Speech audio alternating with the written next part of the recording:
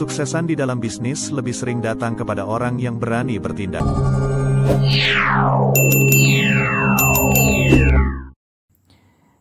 Assalamualaikum warahmatullahi wabarakatuh. Selamat datang di DB Channel. Jika pemirsa berkenan, mohon ditekan tombol subscribe untuk berkembangnya DB Channel ini. Sobat DB, pada kesempatan ini kita akan bicara tentang menyakitkannya hidup miskin. Memang bagi siapapun, kemiskinan merupakan suatu hal yang sangat-sangat menyakitkan. Makanya siapapun orangnya tidak ada yang mau hidup miskin. Dan siapapun orangnya tentu akan bercita-cita untuk bisa hidup kaya raya. Karena kemiskinan itu menyakitkan, sedangkan kaya raya itu menyenangkan.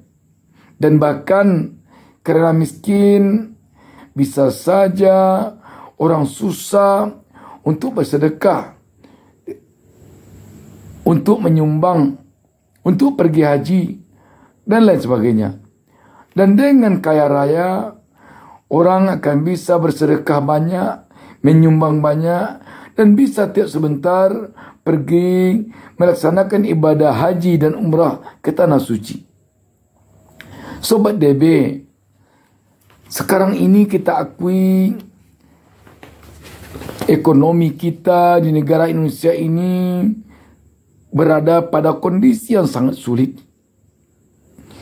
Kalau kita pergi ke pasar, para pedagang akan mengeluh karena dagangnya sepi.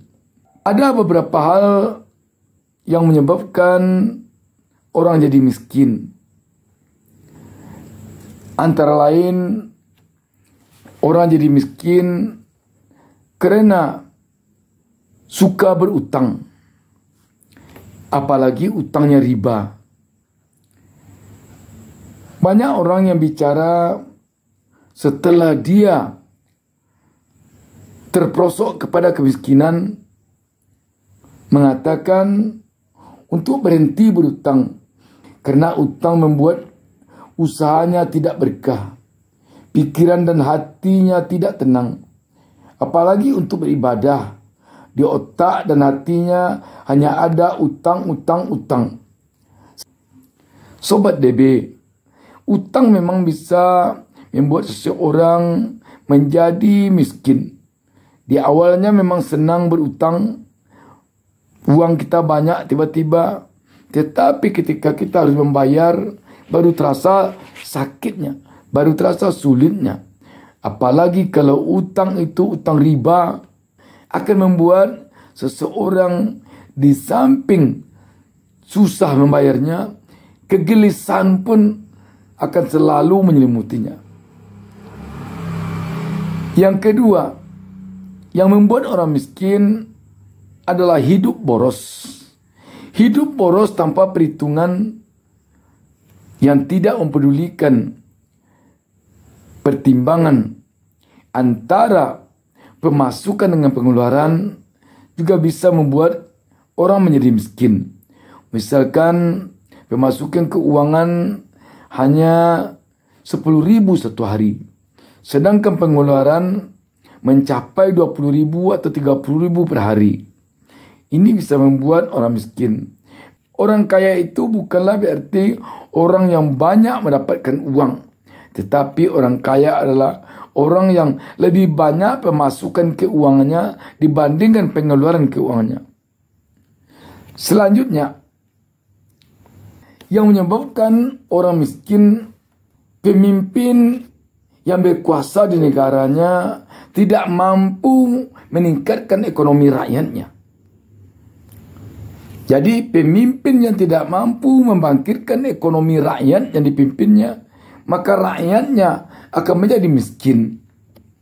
Apalagi kalau pemimpinnya sangat senang membuat utang negara. Contohnya sekarang di negara kita, hutang kita sudah menggunung. Sekarang lebih dari 7.000 triliun utang kita.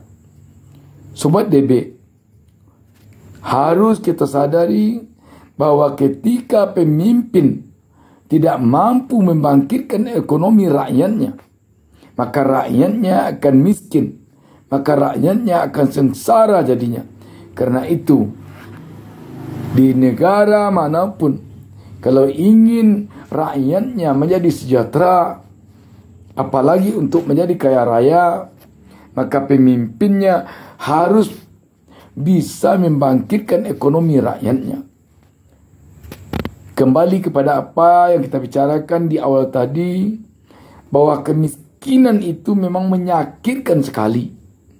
Karena itu, marilah kita bersama-sama berikhtiar agar kemiskinan menjauh dari kita, agar kita menjadi orang kaya raya. Apa saja usaha yang bisa dilakukan agar kita bisa terhindar dari kemiskinan. Di antaranya, kita harus rajin berusaha, jauhi rasa malas. Selanjutnya, kita harus bisa memilih pemimpin yang bisa meningkatkan ekonomi rakyat. Selanjutnya, kita jauhi kesukaan membuat utang. Selanjutnya, kita harus bersikap disiplin. Namun demikian, kalau kita ada yang bertanya, semua itu tadi sudah saya lakukan, tetapi saya miskin juga. Itulah gunanya kita mengiringi usaha kita dengan doa. Dan apabila kita masih miskin juga, tentu yang harus kita lakukan lagi bersabar.